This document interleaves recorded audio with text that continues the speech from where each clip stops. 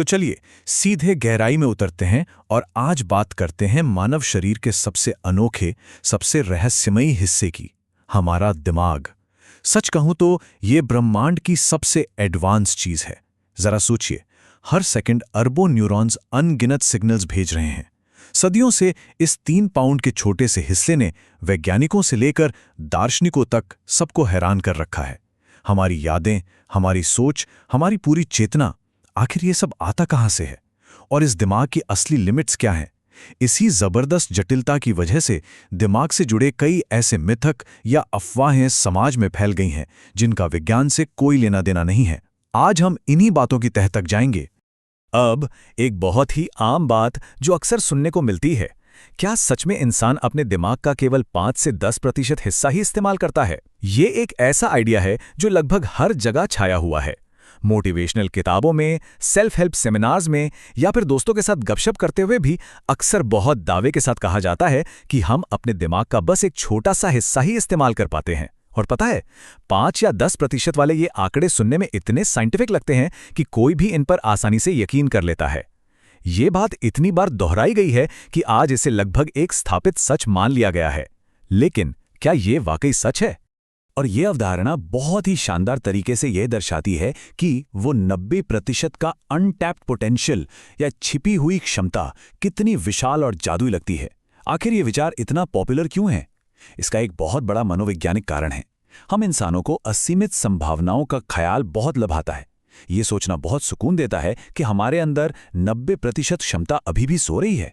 एक तरह से देखा जाए तो ये हमारी कमियों के लिए एक बहुत बढ़िया बहाना बन जाता है। अगर कोई नई भाषा नहीं सीख पा रहा है या किसी काम में फेल हो गया है तो ये सोचना कितना आसान है कि अरे मैंने तो अभी अपने दिमाग का पूरा हिस्सा अनलॉक ही नहीं किया है। ये विचार हमें एक झूठी उम्मीद देता है कि अगर कोई जादुई चाबी मिल जाए तो रातों रात हम अपनी बुद्धिमानी को कई गुना बढ़ा सकते हैं। इस मनोवैज्ञानिक आकर्षण को सबसे ज्यादा हवा दी है हमारी फिल्मों और पॉप कल्चर ने। हॉलीवुड ने इस विचार को इतनी बार भुनाया है कि ये लोगों के दिमाग में बिल्कुल छप गया है। जरा साल 2014 की साइंस फिक्शन फिल्म लूसी को ही याद कीजिए। इस फिल्म की तो पूरी कहानी ही इसी बात पर टिकी है कि कैसे एक आम इंसान अपने दिमाग की क्षमता को 10% से बढ़ाकर 100% तक ले जाता है। और मजे की बात तो यह है कि फिल्मों के हिसाब से दिमाग तेज होने का मतलब कुछ और ही होता है। असल जिंदगी में दिमाग तेज होने का मतलब शायद गणित के सवाल जल्दी हल करना हो सकता है, लेकिन फिल्मों में जैसे जैसे दिमाग की क्षमता बढ़ती है, किरदार को बिना छुए चीजों को हिलाने की सुपर पावर मिल जाती है। वो समय को कंट्रोल करने लगती है। पर्दे पर यह सब देखना बहुत ही मनोरंजक है, बिल्कुल, लेकिन इससे यह भी पता चलता है कि हमने इस मिथक को असलियत से कितना दूर कर दिया है। सिनेमा की दुनिया में 100% दिमाग इस्तेमाल करने का मतलब भले ही रातों रात कोई सुपर हीरो बन जाना हो, लेकिन अगर असलियत की बात करें तो ये 10% वाली लिमिट एक बहुत बड़ा बेबुनियाद मिथक है। जी हाँ, बिल्कुल गलत। न्यूरोलॉजिस्ट्स और मस्तिष्क विशेषज्ञ इस दावे को सिरे से खारिज करते हैं।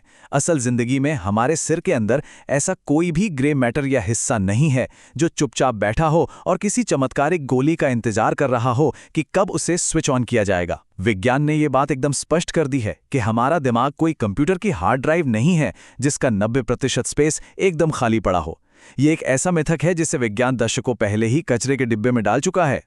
चलिए अब थोड़ा आगे बढ़ते हैं और देखते हैं कि ये पूरी प्रक्रिया विज्ञान के नजरिए से कैसे काम करती है। आज की आधुनिक तकनीक जैसे एफएमआरआई और पीईटी स्कैन्स ने वैज्ञानिकों को दिमाग के अंदर लाइव झांकने की ताकत दे दी है। इन स्कैन्स में साफ दिखता है कि बस एक कॉफी का कप उठाने या 2 शब्द बोलने जैसे बेहद साधारण कामों में भी दिमाग के कई अलग अलग हिस्से एक साथ एक्टिव हो जाते हैं। अब यह सच है कि किसी एक माइक्रोसेकंड में दिमाग के सारे न्यूरॉन्स एक साथ फायर नहीं करते, क्योंकि अगर सच में ऐसा हुआ तो इंसान को मिर्गी का बहुत गंभीर दौरा पड़ जाएगा।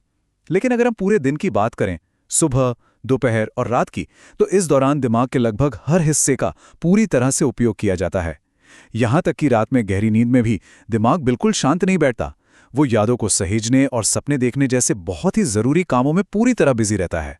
तो यहां सबसे काम की बात यह है जो इस पूरे मिथक को जड़ से उखाड़ फेंकती है।